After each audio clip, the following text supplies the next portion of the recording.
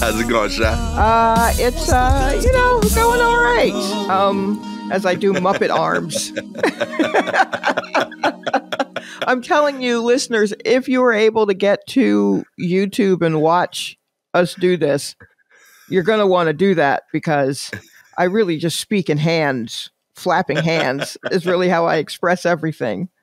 Were you a good slap boxer? No. Who would I slap boxing? I don't I love that game. I just saw the movement right now. I was like, oh shit, low key, I might have been sleeping. No. You know? Why would I? No, I don't. No, let's see. How was I as a kid? I was someone with a younger sister, who was very small and stayed small until she was like 16. Okay. So we would get into a huge physical fight, every room in the house, like once a month, before we finally, I guess, probably got our periods and channeled all of our anger into that. We would knock down, drag out. But usually, because we were latchkey kids, it happened and our parents were never around. So by the time they got home from work, we were good back to watching cartoons. And they had no idea that we truly tried to kill each other in every room of the house. No clue. That's awesome. So I guess I was more of a grappler. Okay. More of like a holding her because she has had very strong legs, still has very strong legs. She's a lifelong dancer. So if you were to look at her, because she's fairly thin, you wouldn't think like her legs don't have like that crazy definition that you would think of with like really strong. But them little twigs, they do work. They hurt. They hurt. So I just took her blows a lot and then just kind of tried to suppress what I could and maybe tossed her around a little. More of a grappler, more of a scuffler. Okay. But I always wanted to be more of a puncher. That I'm not. That I haven't taken any sort of boxing class is a little surprising to me because I always want to hit something. Like in general, I always want to hit something. But I feel like I see that in you, Sha. Do you? Because these are noodles. These arms are. But they got nothing. You might see it as like, like, I don't know, like I feel like you're trying to say it's like a lack of strength. I see mobility. I see range. Oh, that's what I'm saying. Like, I feel like you could get somebody in the face and like not even stretch. Oh, perhaps. Perhaps. Stance. Yeah, yo. I like the boys I grew up with, like my crew, we were big slap boxers. Like we slap box. Anytime we like if we was on the stoop for like on a Saturday, we talking about like 6 to 8 hours of like hardcore stooping. Right. Like there was at least like 2 slap boxing sessions. Easily. We would do like kind of like round robin, like like everybody got a shot at it. Okay. And there was certain girls that like were good at it too, like they could keep up with us, even if they gave up reach, right? Because they had like they were like quick, and then like the height actually played into it for them, right? Because they could like get in underneath, catch us in the chin, and come out. Yeah, no, I see that. I'm like, when would I slap? I think when would I slap box? But I was not hanging out around a lot of boys. Yeah, it's a thing. Yeah, and also I think that maybe the boys that I did hang out with, maybe it was more of grappling for them. Maybe it was more of a wrestling thing than that's fair. Than a slap boxing thing.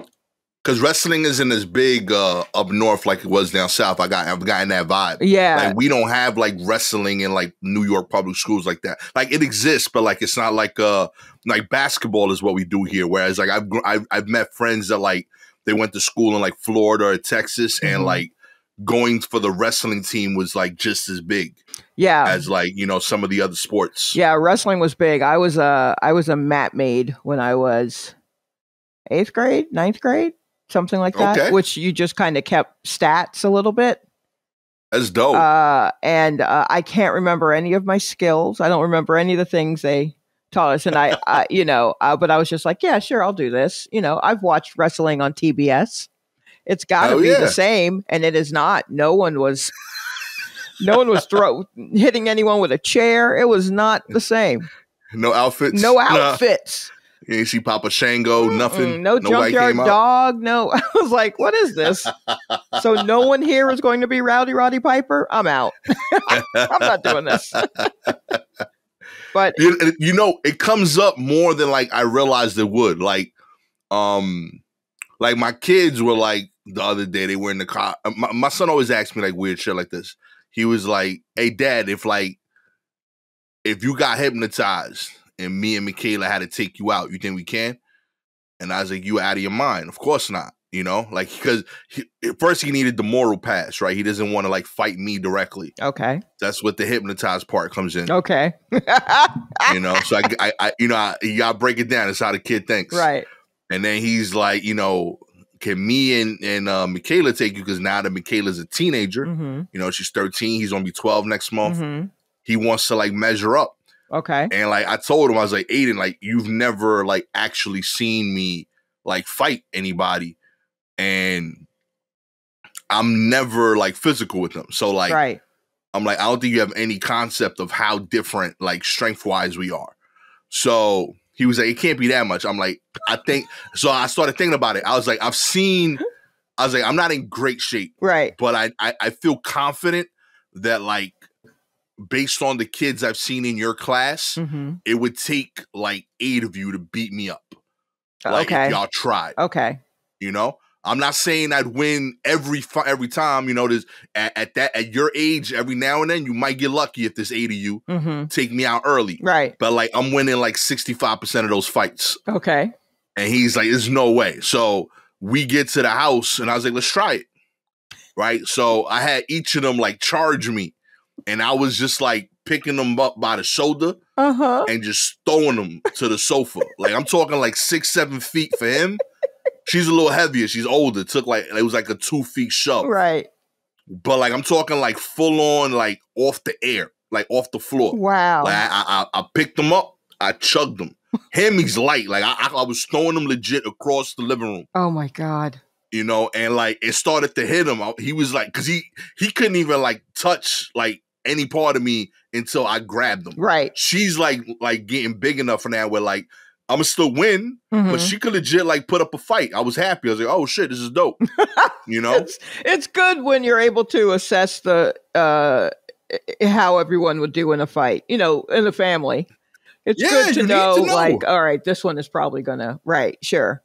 Hell yeah. So I was like, yo, like, you know, I started to click in him and I was like, I need you to be aware of this, not because there's ever a chance I'm fighting you, but I want you to know that like, if you're in danger and it's an adult male, your job isn't to fight back. You're still running the hell away. That's what I want you to do. Right. Because being frank, that's probably what I have to do. Right. Like, I'm not fighting adult men in the street every day anymore. Like, that's just madness, you know? Yeah.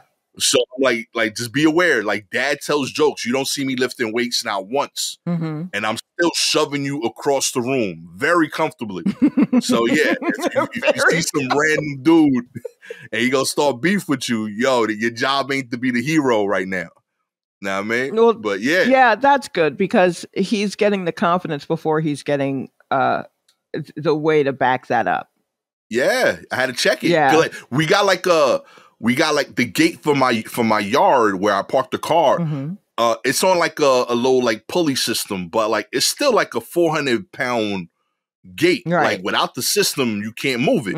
So admittedly for me, I can slide it with like an arm. You know, it's a little bit of work to get started. Right. But I'm able to move it. Right. He like needs his full body to like get the motion started. And if he doesn't line up correctly, he can't close it because he needs the momentum he started from the one end to get it to land perfectly. Yeah. And I'm like, that's okay. Like, literally, bro, I got like 180 pounds on you. I'm supposed to be able to do this stuff differently, you know, but it frustrates him, you know, but he's been getting closer and closer to achieving it, you know, but it's still not there. So this was like part of that, like teaching. I'm like, it's cool. You're going to get there. You're going to be taller than me. You're going to be stronger than me. But right this moment, I could still fuck you up. And that's okay. That's how life works. Right. That is fascinating to me to even have that. But I imagine that is something that happens to young men that they're just full of juices and they gotta fight, right? And so they gotta take on whoever is there, and Pops hopefully is there, and so they're just constantly trying to. And that's not exactly how things move for me. But being a cis female, I'm like, nah, I'm not really trying to fight. However, not sure why my sister and I got into huge fights every month just to really like go at each other. And I don't know why we did it, but we really did try to kill each other once a month as kids. And I just assume that that's what all siblings did. Yeah. So much so I never even asked anyone who had a brother or sister in close enough in age, like, so y'all get into fights, right? Because I'm like, I'm just going to assume we all do. This feels like it happens so regularly. This doesn't feel weird that we would try to kill each other and then go back to like Tom and Jerry or whatever. But I think the very last time we did it, we were older. So I probably was maybe like 12 or 13, something like that, which would have put her at like 9 or 10. Okay. So there's a bigger difference in height, and we started fighting each other, poking at each other, and then we just went ahead and fell into the rhythm of trying to kill each other. But my dad was home this time, and he heard us just like everything, just like the sound of things books falling and just boom, boom, and like a cat in the closet, like just all everything, feathers and papers. And he ran over and was just like, "What are you two doing?" And we stopped and we were like, "Well, we're fighting." And he's like, "Why? What happened? Why are you fighting?" And we're just like, "Oh, no, we do this all the time." And he's like, "I've never seen you do this." And we're like, "We do this. We've been doing this for years." Like at this point, at least like 5 years, we've been doing this once a month. Where have you been? He was so distraught. So That's awesome. We were like, all right, I guess we just don't do this anymore. But he was like, why would you? Can't you talk it out? And we're like, no. This isn't about a thing. Like there's not a certain thing that set us off. We just were fighting. Don't bring logic into this. Yeah, no. I mean, if it's a argument with talking, then we'll yell or whatever. But it's not that. It's we were bothering each other, so we fight. Oh yeah. Yeah, and then I was just like, well, he was an only child. He doesn't understand what that is. But no, I think he was seeing his two children try to kill each other. Oh yeah, you traumatized. Yeah, I think he was a little bit traumatized, which is fair. That's absolutely fair. Because I mean, we really were. I mean, it was just limbs. We really did just look like a cartoon of just like a dirt ball with arms and legs and cartoon stars. I think I definitely didn't understand that. I know my siblings were the ones closer in age. Mm-hmm. So like I saw that a little bit with them. I don't see the physical fighting with these two as much. He went through like a little phase where he would try to hit her, and I scared the shit out of him at once, and he never did that again. Okay. Yeah, because you don't want to be on the reason I was not so hard on my sister is because I didn't want to hurt her. Yeah. And so he was the pint. There have been times where we've, kind of hit each other, glancing blows, blah, blah, blah. But there was one time where I really hurt her. And as she's bleeding and crying, I was like, see, I didn't want to do that. I'm trying not to do that. Like, that's what I'm yelling at her. I'm trying to tell you. Ice pack. I told you. I can kill you. Don't get it twisted. I've been restraining myself for years. I'm not even at 100%. That was my left. Right. Exactly. I'm like, I don't know what we mad about, so my dander isn't fully up. So, oh, that's awesome. Yeah. You got to check people sometimes. They need to learn. Yeah. And then I had to flip it on them because they was like, after like he was starting to like calm down, he was like, all right, but we could take mom, right? I was like, all right, listen. See, he's just trying to find the way he is in the hierarchy. Yeah, he's just full of piss and vinegar right now. He's just really trying to figure out what can I destroy, because I things are happening in me and I don't understand them and I need to hurt a thing. Yo, I'm gonna sign that dude up. You want to get some MMA class? I'm gonna take him axe throwing, like for real. Honestly, all that shit. Like for real. That's a very good idea. Weirdly, it's a very good idea. My sister, as a grown up, took as an adult took kickboxing classes, and she's already a dancer, so she was dancing and taking kickboxing classes.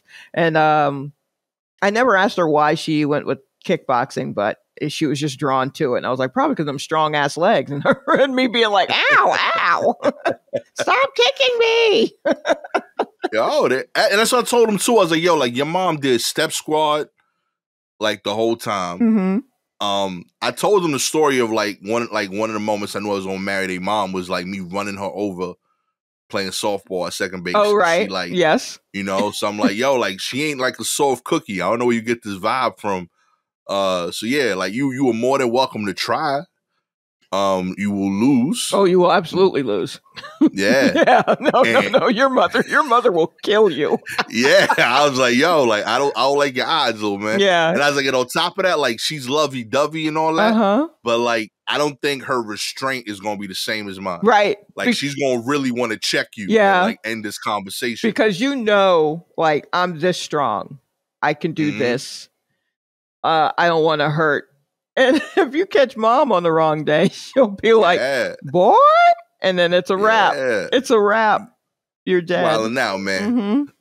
Told him to stick to his fungi, go play Yu-Gi-Oh! Or Pokemon, whatever he's doing in his room. Leave those questions for later. Oh my goodness. Let's get into the news. Yeah. The Super Bowl total viewership tops 112 million for NBC and the NFL with the LA Rams home team victory. The NBC and the NFL are likely doing cartwheels in the end zone with Sunday's Super Bowl. I don't know how to read those German numbers. Is that 56?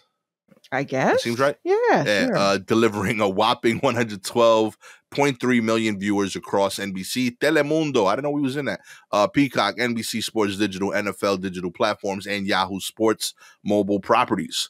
Or to put it another way, the TAD for the 2022 Super Bowl is up over the TAD for the 2021 Super Bowl. How did that make it clearer in the writer's actually, mind?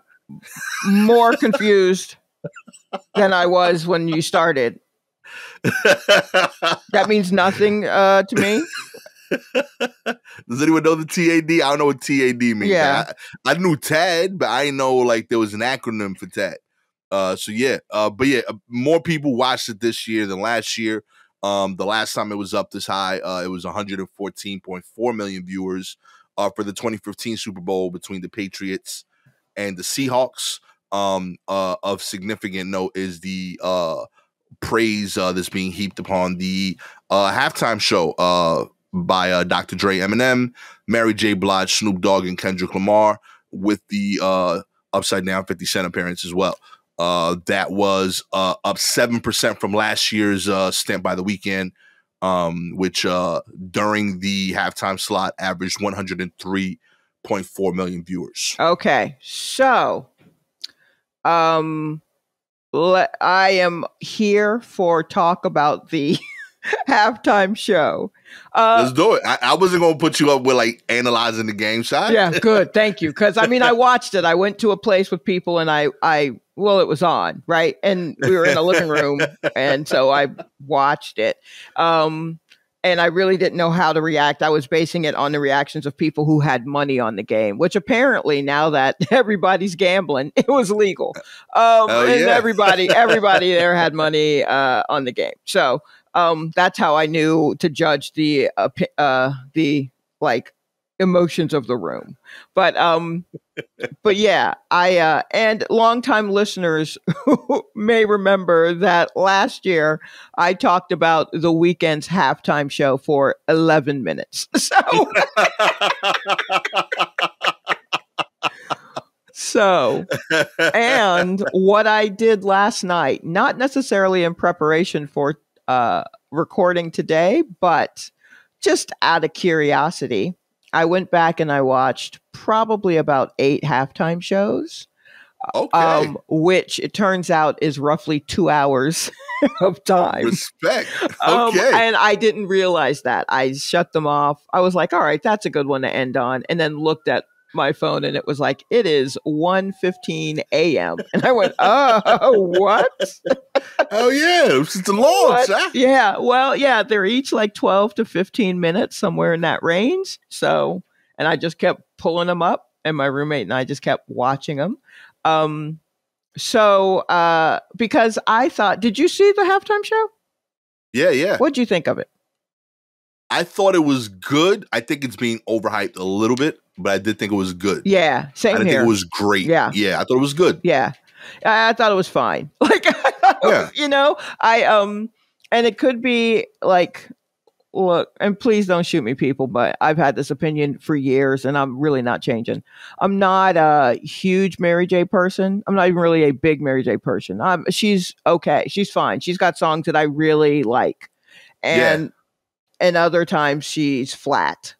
Like, her voice is just, she's always flat. So it bothers me. And I can't get into it. Also, I have lived a relatively charmed life. So I don't get all of the pain that I guess is in her music. I don't know. Right. And so at any rate, it doesn't always speak to me, but there are songs of hers that I enjoy, including like new stuff. She has a new album out and I heard a song off of it and I'm like, oh, that's good. I'll put that on the list of ones of hers that I'll listen to. But a lot of people were just like, yo, I hope Mary does this and does that and blah, blah, blah. And I'm like, well, first off, it's a Dr. Dre based, it's a Death Row based like show. And I'm still confused as to why she's going to be there because she's not Death Row, right? And then I realized of one of the songs that she did, because she only did 2. She did the Family Affair, I think it is. Is that in this dancery? Don't need no hateration, holleration. Which I got into an argument with some of the people at the Super Bowl watch party I was at. Some of them don't like the word dancery or hateration. And I'm like, y'all, who took their love from you? What's wrong with dancery? What's wrong with I'm okay with those two. I did not like holleration. I mean, that's where my line it's all ridiculous. And I think probably at the time that the song came out, I was like, what is this crap? But you know what? If we're going to accept bootylicious, I mean, then it opened the floodgates for all kinds of R&B people to make up words. Fine, whatever. I don't care. It's been 25 years, 30 years. Yeah, we'll live with it, right? But then the other song she sang was No More Drama, which at first seemed out of place. But then I thought, actually, for the NFL, perfect. that might actually be a little sub at them. So perhaps. Well done, man. Yeah, not bad. But and the rest of it I thought was, okay. I mean, Kendrick I thought was great. Yes. Yeah. And he had like his vision is bigger than, like, I get that. I don't know if Dr. Dre and all of them came up with their vision for this. But that they're like, we'll just do it like a street.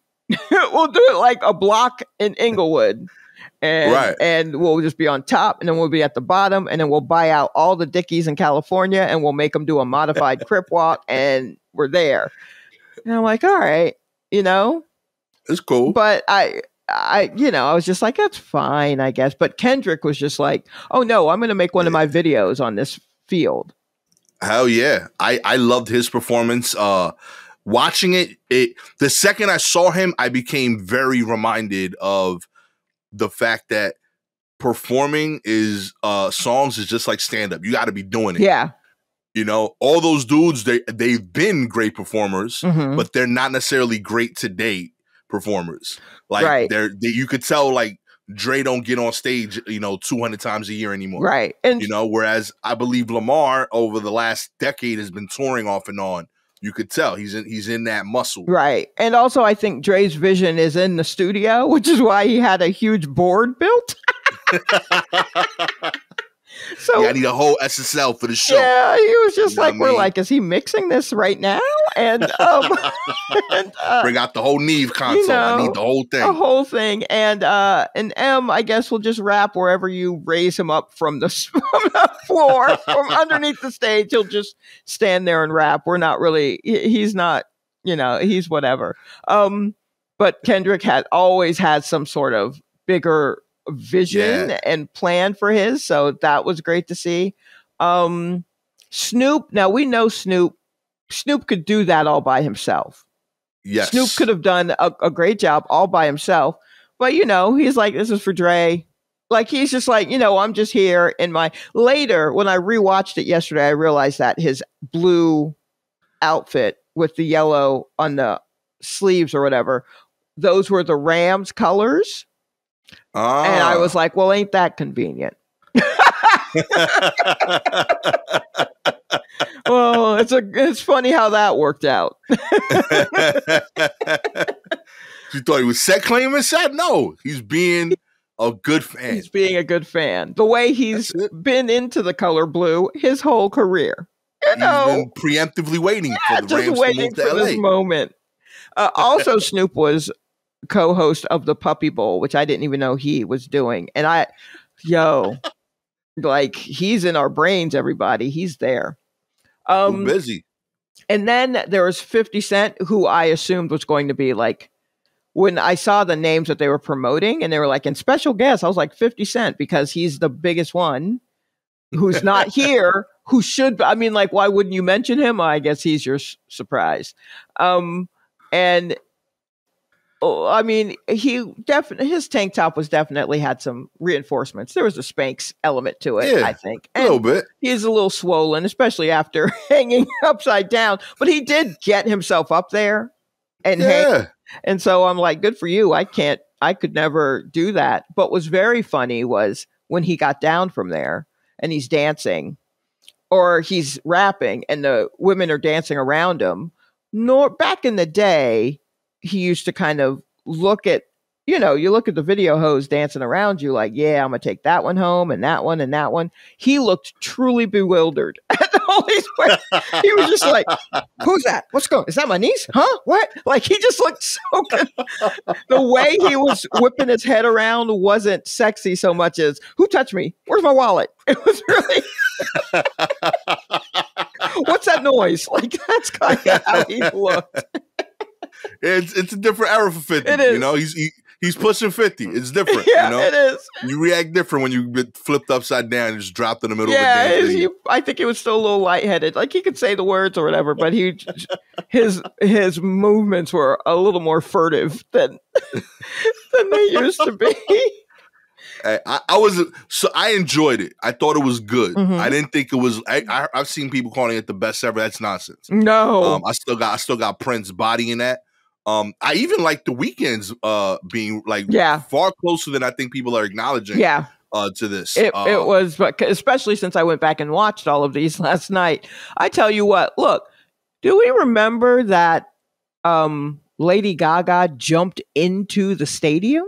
That she sang God Bless America and had some sort of lights behind her and a flag and was just like, the land that I love. And she's like, it's the Super Bowl, and then just jumped into the stadium. Like, what are you doing?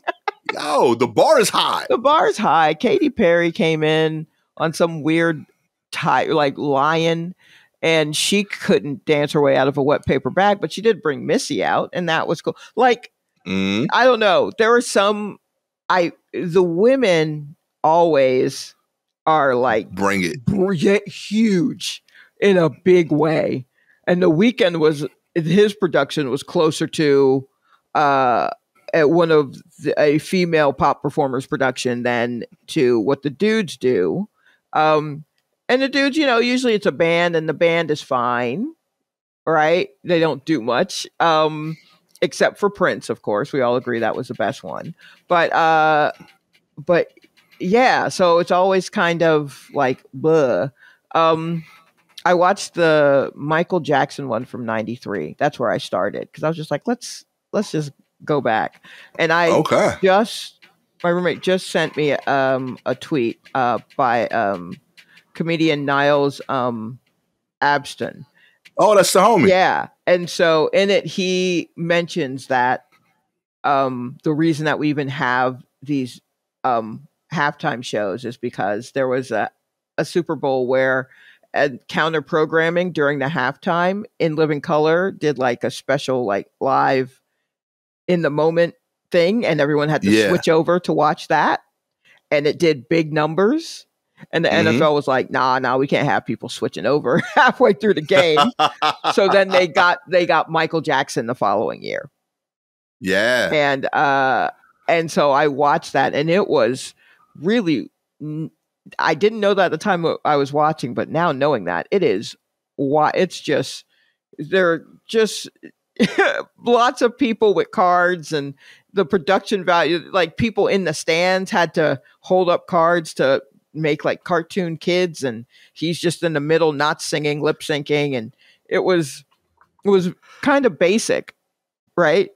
Because it was their first one, and there's like, I don't know, what does he like? Kids put those there, which is, in hindsight, yikes. Really, when you watch it, it's very yikesy. Oh my God!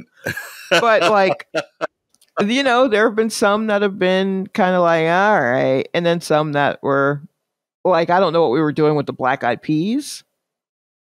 Oh my God! Everyone, please go on YouTube and watch the Black Eyed Peas halftime show. It is truly one of the worst things I've ever seen. It was so bad. I was just like, man, America was going through it. What year was this? What were we doing? What happened? It was Shaw's got a feeling. It was so bad. Yeah, but we're stuck with these going forward.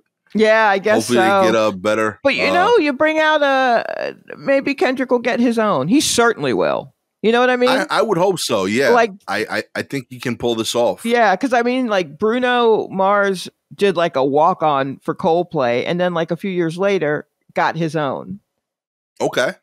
With maybe the Red Hot Chili Peppers or something. But you know what I mean? Like they were like, oh no, this little one here, he likes to sing and dance. Let's give him a whole show.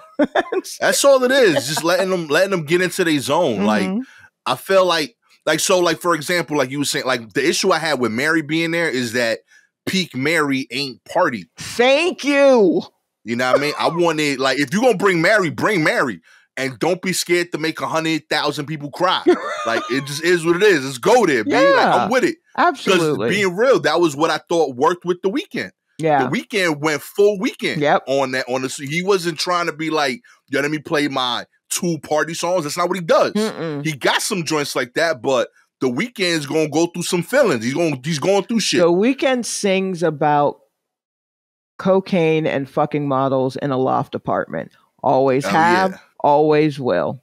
And that's what he did. Yup. 10 people, 100,000 people. Same catalog. That's what he's going to do. You go get that. And Kendrick Lamar, like saying, he makes music for headphones. Right. To me. He don't make like club songs necessarily. He has some, but that's not like what he's going for. But when you saw the performance, you could see artsy shit. He went into his bag. Well, I think when he makes music, he sees it too. Yeah. I think he's one of those guys. Like I like seeing sounds, like Pharrell. So yeah, I dig it. So I think for him, even if it was something that you only bumped in your headphones, he's got a whole visual component that I think that he sees when he does the song that he is willing to do live on the stage. And that is important. It matters. Yeah. So I wanted Mary to I wanted the full breakups. I wanted all that. Like the one thing that Mary nailed, I'm happy she fell down at the end. That's what it should have ended at. Like she's going through some shit. I was like, she after screaming about no more drama, I was like, well, that's Mary. Like it was only 2 songs, but she didn't pull no punches. But yeah, I think you need to be willing to go there. I'd have been completely fine giving me a whole like breakup joint. Also I know that like Tupac has a song, but when Dre gets on the keyboard, am I the only one that like was thinking Blackstreet? No. You're absolutely right. I thought Blackstreet, and then I thought DeBarge, since that's where the song was from. Yeah. And it wasn't until the following day that people were like, and then he played the beginning of that Tupac song, and I thought the hologram was going to come out. And I was like, oh, I didn't think about Tupac and the hologram until California Love. I absolutely didn't think it. I thought Blackstreet was going to come out, and I was like, well, that's a Teddy Riley thing. Now I'm just all confused. Yeah, I was off because I know, and he has a song that he's on for Blackstreet, so I was like, okay, they gonna do No Diggity, No Diggity, exactly. So he could bring that out. He didn't produce it, but I also thought he did that song with Truth Hurts that was on his label, but Quake produced it. But okay, the thing with Rakim, right? Yeah.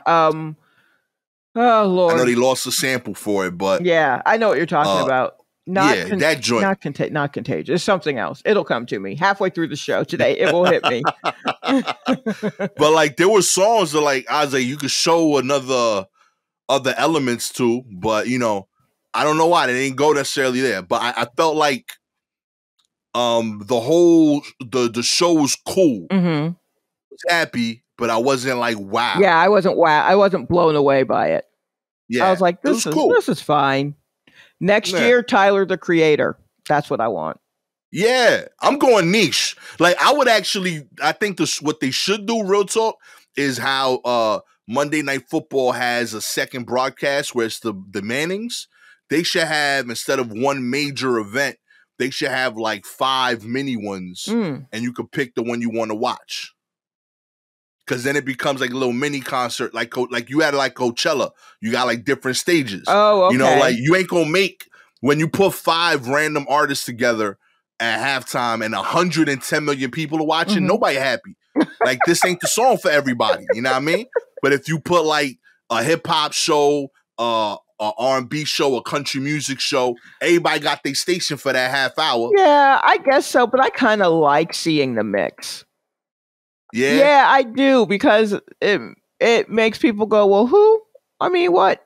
Because who sang the national anthem? Wasn't that Mickey? Oh, what's her name? The young black woman who is a country singer.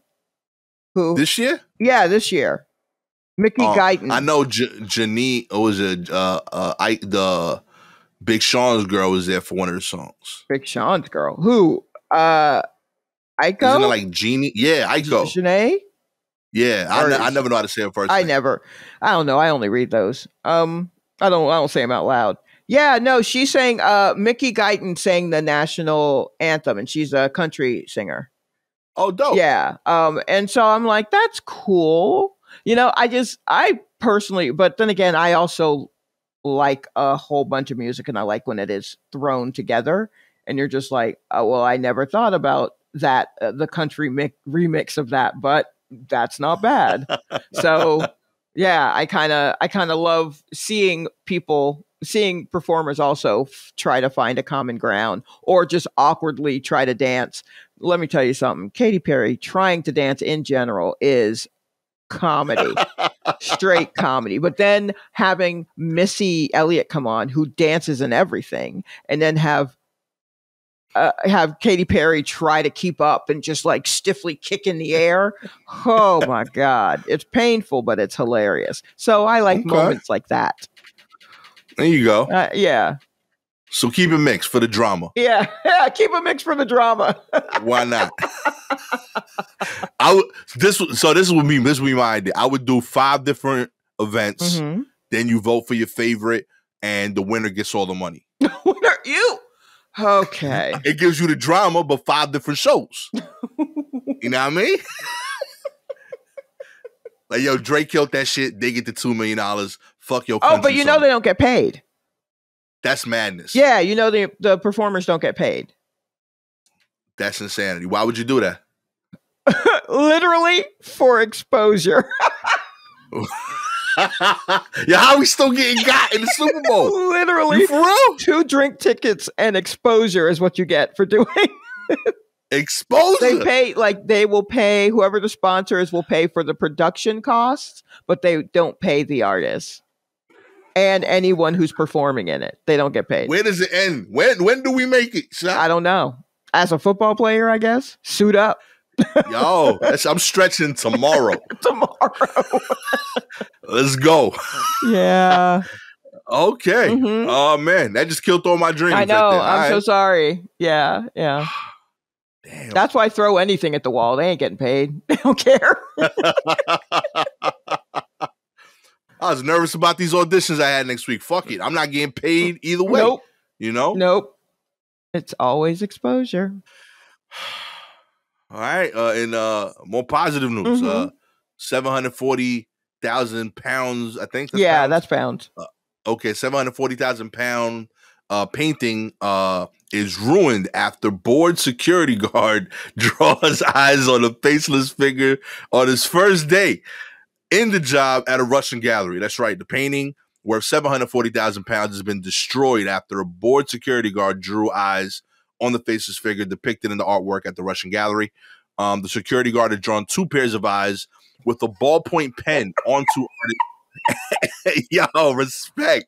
And onto artist Anna Leparskaya's 3 Figures painting, which was drawn between 1932 and 1930. This shit made it 90 years before this dude. Mm-hmm.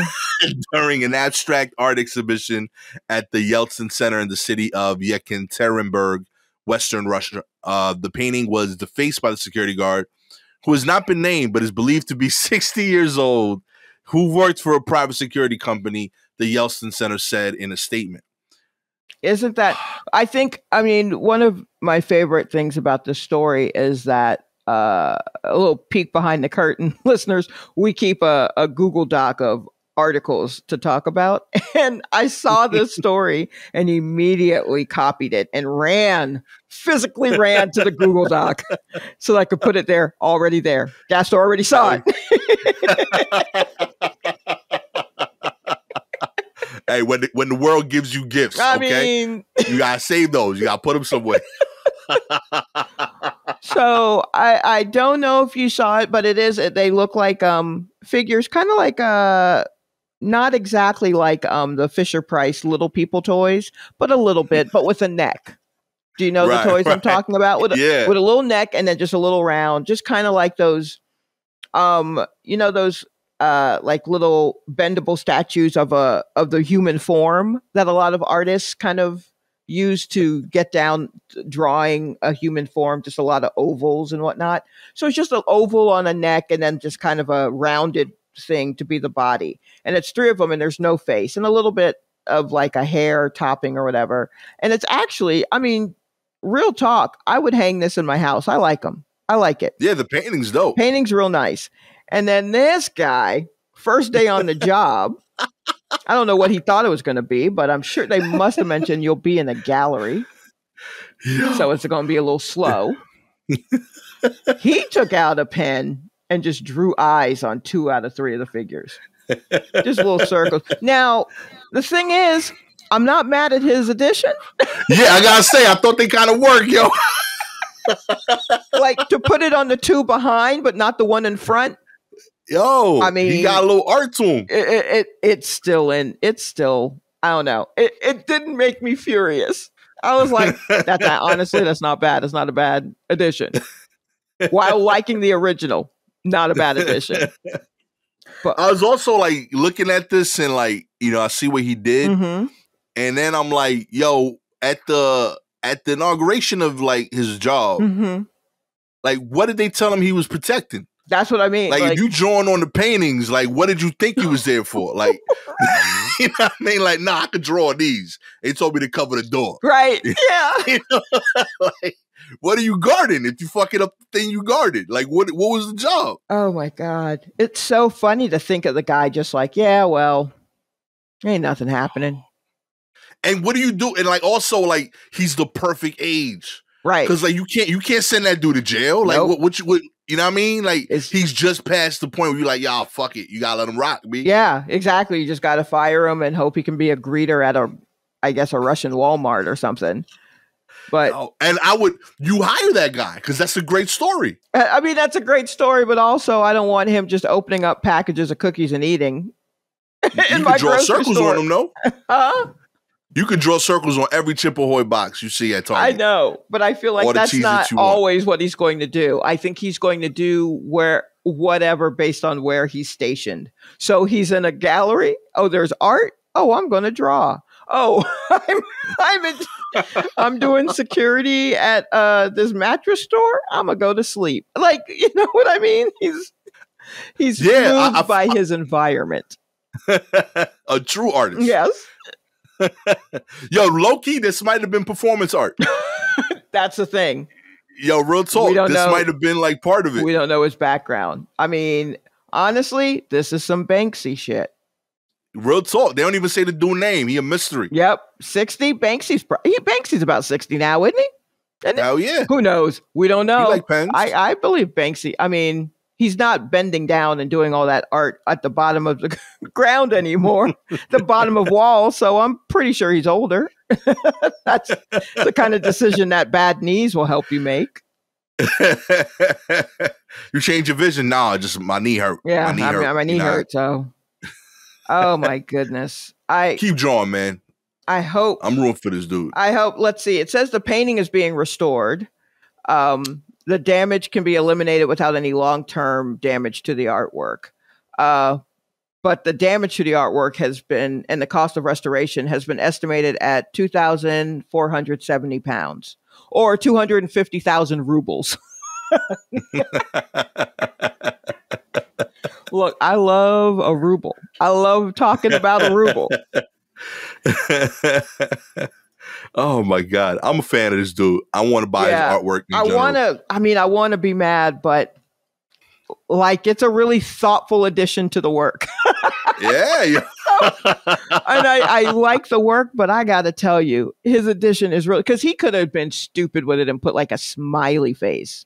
Yeah, but he didn't. And the eyes are thoughtful. Yeah. They're just circles, but style, yeah. I mean, like he really, I don't know. It ain't bad is what I'm saying. I'm sorry you lost your job. It wasn't bad work. It wasn't bad work, but continue to be inspired. Yeah, okay? But maybe get your own canvases. Maybe do that. Oh man, that's awesome. Kim Kardashian allegedly worried that someone will hurt Pete because of Kanye, Sha. That's right. Kim Kardashian allegedly expressed concern that someone might physically harm her boyfriend, Pete Davidson. I don't know if you heard. Following a strange husband, Kanye West's social media attacks on the Saturday Night Live star. West 44 shared I never know how to say this word. Purported text message. That's another word I feel like doesn't get said out loud much in my life. Right. From Kardashian 41 on Monday Instagram post. You are creating a dangerous and scary environment, and someone will hurt Pete, and this will be all your fault. Kardashian allegedly wrote in the to the hip hop icon. West accompanied the screenshot with an image of Ving Rhames choking Tyrese Gibson in the 2001 film Baby Boy. West, who refers to Davidson, 28, as Skeet, wrote in the caption, "Upon my wife's request, please nobody do anything physical to Skeet. I'm going to handle the situation myself." In a follow-up post, the Grammy winner shared more of his supposed exchange with the Kardashian. In this new set of posts, there are dangerous people out there, and this is scary, and it doesn't have to be. Kardashian allegedly wrote to West, who responded, "I will always do everything to protect you and our family forever." All right, let me tell you something. I know Kanye is your boy. This is terrifying. Oh, this is wild. This is terrifying because you know what else he's done? On Valentine's Day, he pulled up a truck full of roses in front of her house. This stalker shit. Yeah, no, this is so scary, and she's being so calm. When she had to know that there probably was some inkling that this is how he would react to this kind of thing. Right. And honestly, I bet that the reason that she comes across calm in these messages is because she knows he's going to post them. Right. And so, another thing, this that he posted with her saying, someone could hurt Pete and please stop. That on the top where it has like who it's from, it says Kim other phone. Right. Like, bruh. Oh my God. This is scary. And also like, it's really, it might be triggering to some who have gone through stalkers and had this kind of thing happen. Like, I don't believe him. Also, he calls Pete Davidson Skeet, and he spells it Skete, and that is really so upsetting. It's EET, Skeet. We'll get it. It doesn't have to be spelled exactly like Pete. We'll say it out loud. We'll get the joke. So you can't even joke right, Kanye. And just like, oh my God, he's really had you looked at his like IG on Super Bowl Sunday? Like that day, the stuff he was posting? Nah, I was watching the game. What was he doing? His posts on IG have been so wild in a way where I'm just like, okay. I know he was hanging out with like Antonio Brown. Well, no, not so much that. No, I mean like on the day, it's just like a bunch of memes about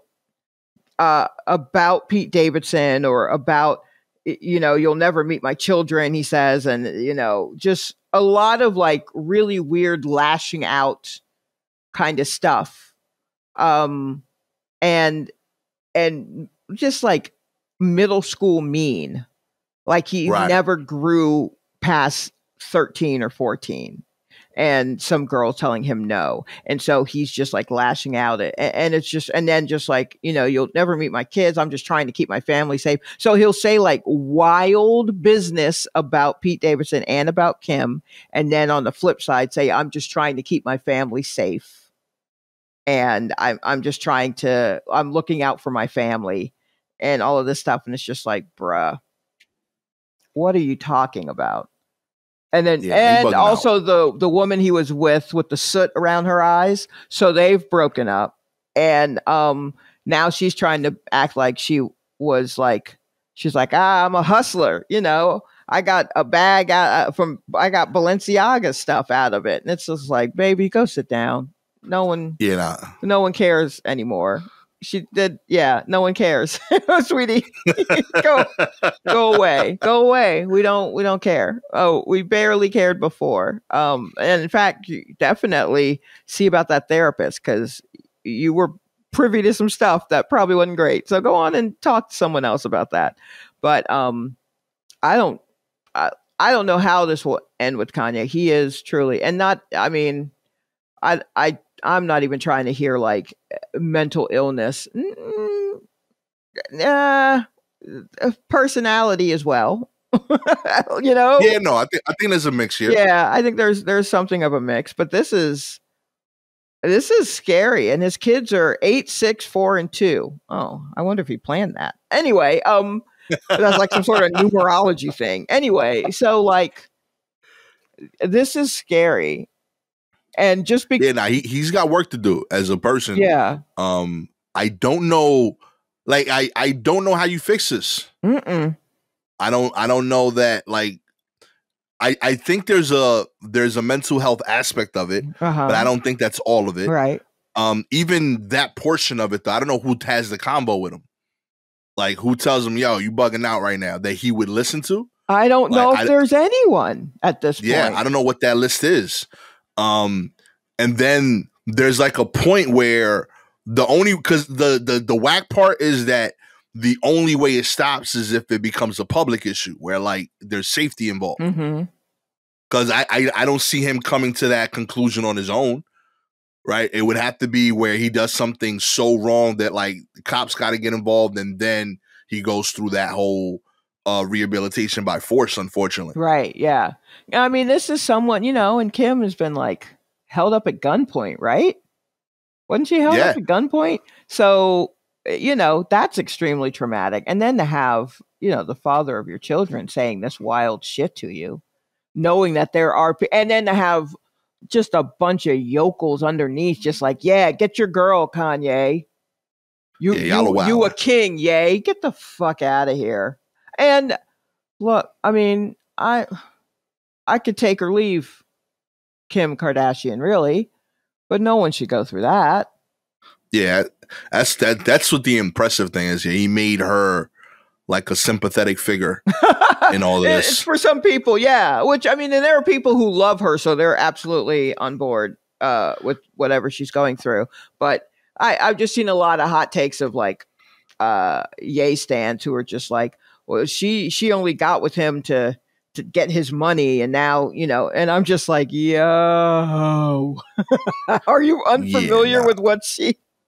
Yeah, I think she's doing fine, B. Yeah, they got like 3 billionaires in the family. Yeah, like including her. She kind of helped him out, you know. Yeah. So yeah, it's kind of scary to watch. So I kind of don't watch, but it's also just like, well, I also kind of want to keep an eye on this dude. But then what am I going to do? Who am I going to call? Call my sister and go, get somebody. Stop. Yeah. I don't know. Sir, how do you stop him? I just want hot albums, B. You ain't got to do all this. Yeah. Yeah. You know, I'll buy one of your weird shirts, whatever it is that I need to do, you know, your funky sneakers. I don't like them shits, but I'll buy them if it gets you to calm down. I don't think it will. I don't think anything will. What? And yeah, he's just he's narcissistic. He's extremely narcissistic. So unless he truly goes about getting help, he's never going to think that he's wrong. And that's tough because, you know, America's already been under the throes of a narcissist. We just got out from underneath his thumb. Word up. So, like, we're all in trauma. Like, we're all post-trauma. Oh my gosh, it's a lot. We need like a rich like therapy police. Like they're only like allowed. They're specialized in like really, really wealthy people problems. Cause like this is like a problem to me that only happens when you worth like 500 million and up. Oh, I'm sure they exist, but the thing is, you mean like a public one, so that the public can see them accounting. Yeah, like because I'm sure quietly there are a lot of people.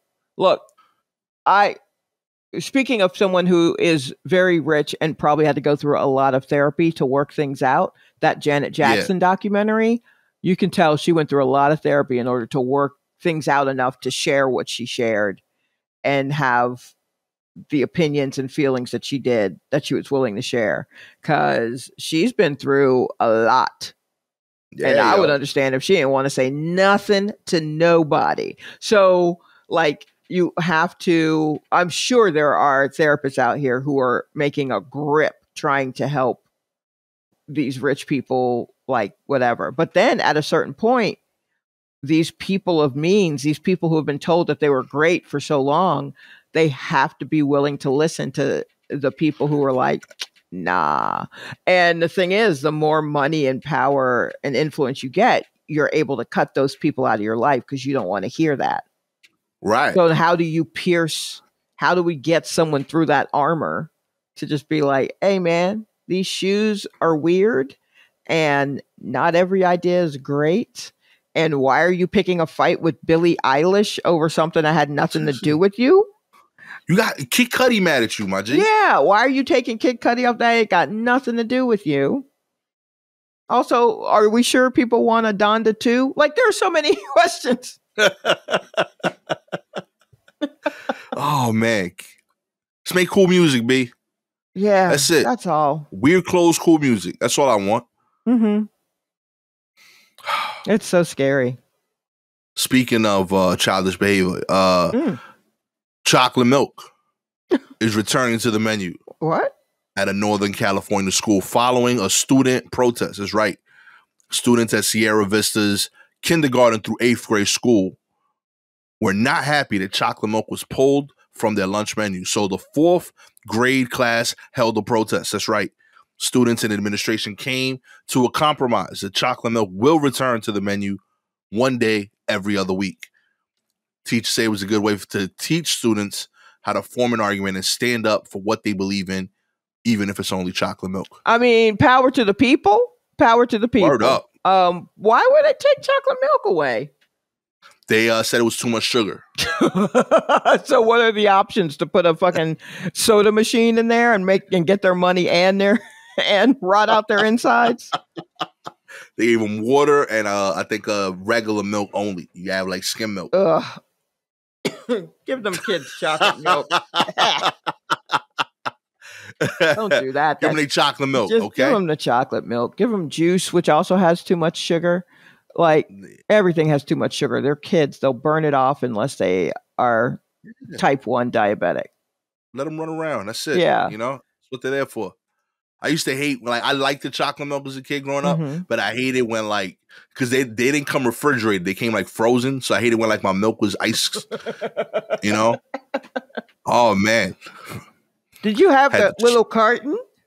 Yeah. I had little cartons, and then when I graduated high school the following year, they switched to just like a pouch of milk. Oh. Kind of Capri Sunny, except that it was a clear plastic pouch, so it really looked like silicone breast implants that you stuck a straw in and drank the milk out of. I don't know who the provider was for that, but that was wild looking. I had a friend who was like, when I was just out of high school, a friend who was still in high school, and he brought one of those home so he could show me, and I was just like, that's not appetizing. Yeah, a little too on the nose. I didn't want to just put a nipple on it.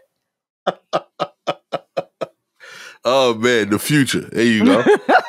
Yeah, that was the future in 1990. I think by 92 they were like, maybe let's not do this anymore.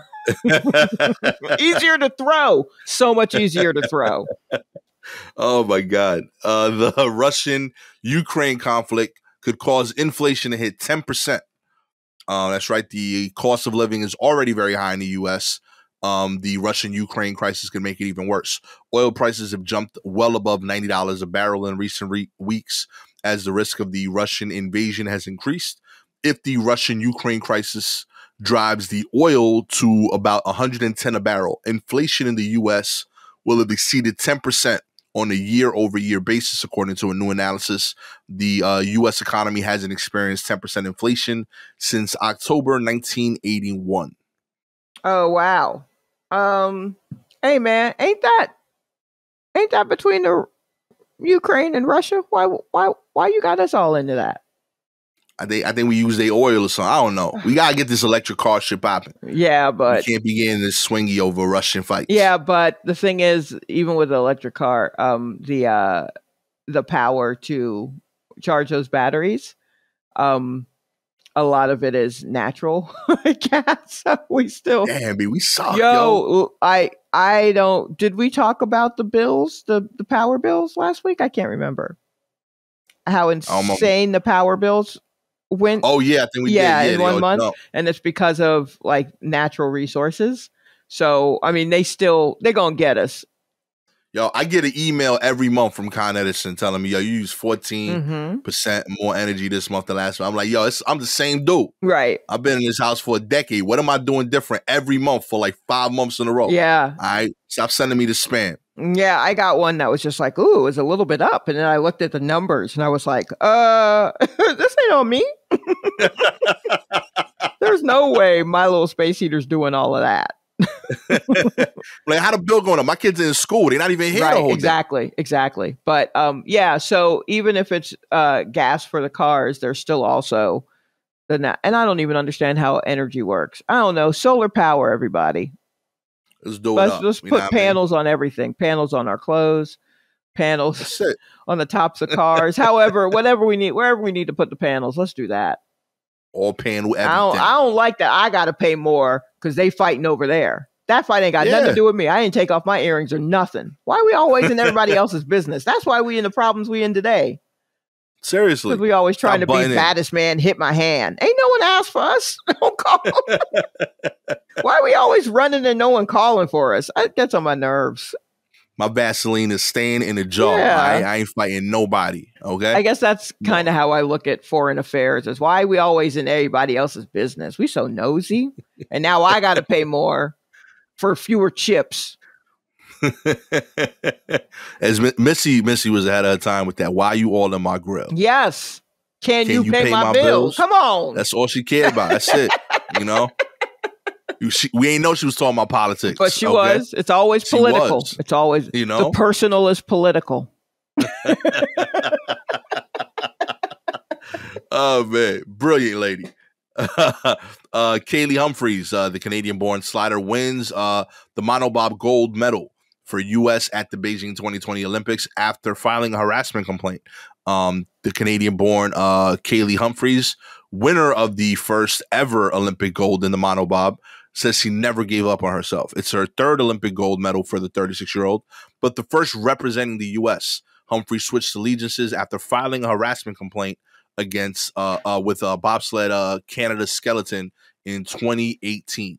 A lot of things were going through my mind. It's been a journey to get here, and it hasn't always been guaranteed, said Humphries after the victory. It hasn't always been easy. I've had a lot of fears and doubts. I've had highs and lows. Did you watch the monobob? Because that was the first event that they showed after the end of the football game. Yeah. I thought that was a strong pivot. It wasn't, but we were fascinated. Yeah, I was in. I watched that. Yeah. They lost me right around the figure skating. But the monobob I was with. How can you not like figure skating? I'm not anti-figure skating. I could do figure skating. I'm just saying that's a hard pivot. Like I needed like another 3 or 4 sports. Okay, before you could get down to yeah, I can't go Super Bowl monobob figure skating. That's too sharp. You got to segue me in a little bit more. Okay, yeah, a little more of like freestyle surfing or skiing or like whatever. Speed skating or something. Yeah. I see what you mean.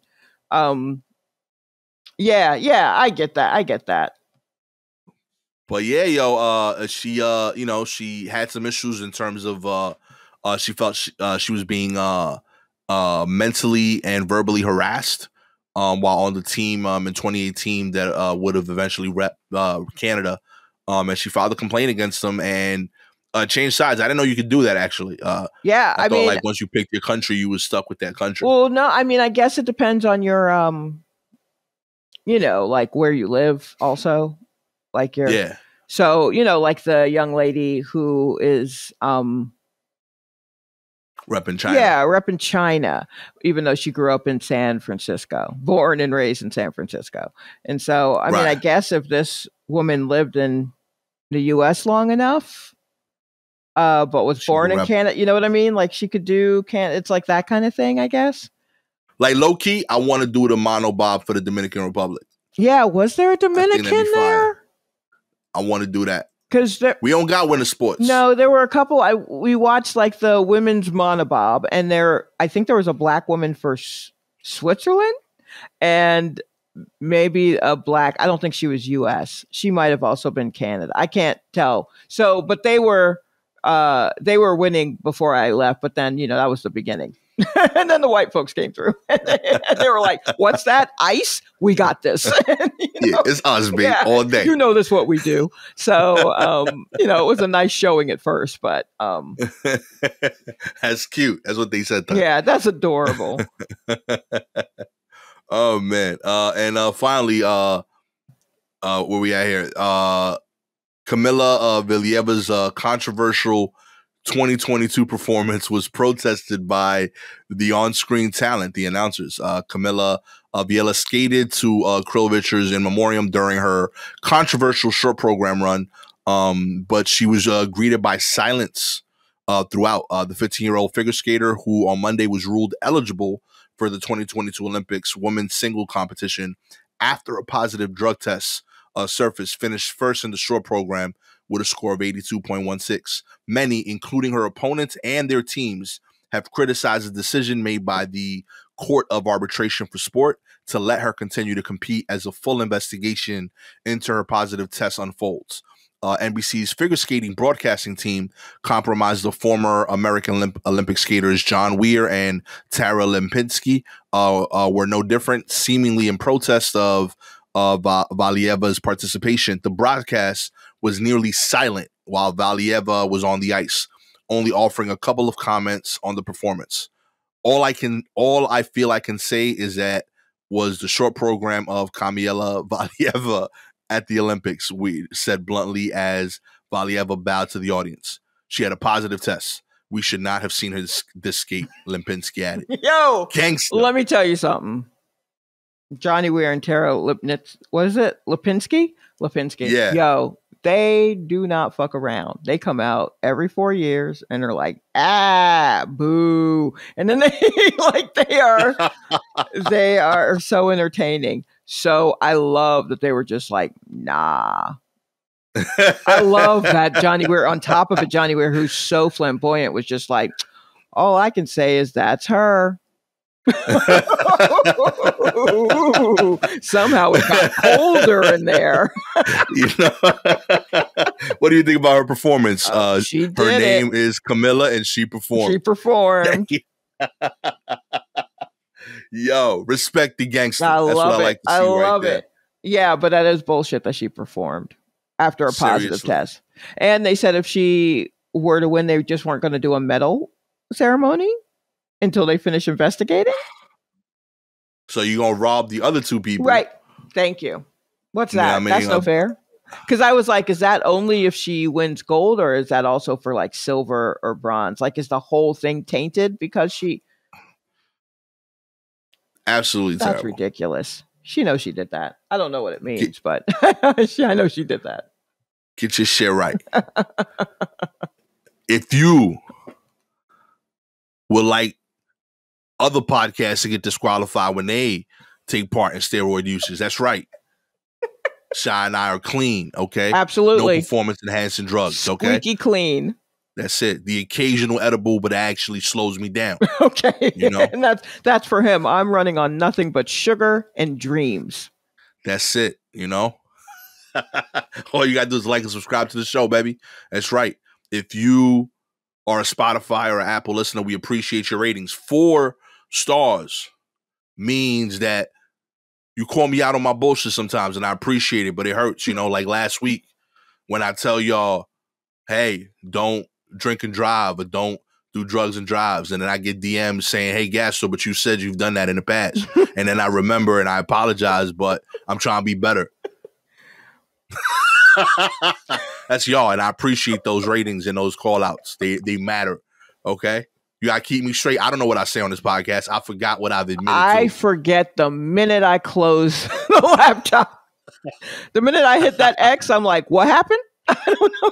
Yo, I got 3 DMs. I was like, yo, but wasn't you on edibles driving one day? I'm like, you know what? You were right. Okay. But sometimes I talk about what I aspire to be. Okay.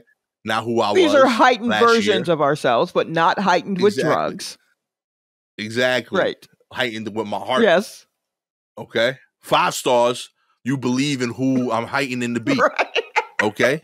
Who I'm trying to be. Okay. The non-edible driving person. Okay. Because that's safer. And I've been doing it that way for the better part of a year. You for the better part of a year. Oh, boy.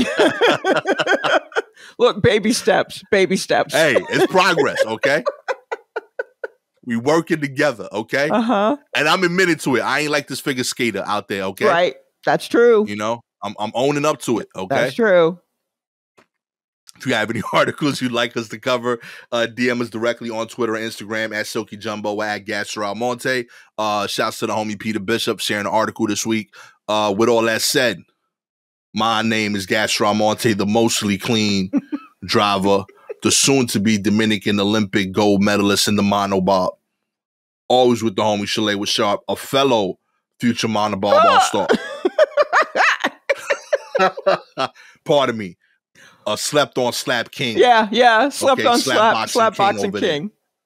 Okay. We're bringing that to the Summer Olympics. It's happening. Shalewa, gold, repping Atlanta. Okay, she ain't gonna rep the whole U.S. She gonna have her own state flag. Yeah, just Atlanta. That's it. Little city flag. It's gonna be crazy. It's been a War Report. Catch y'all next time. Peace.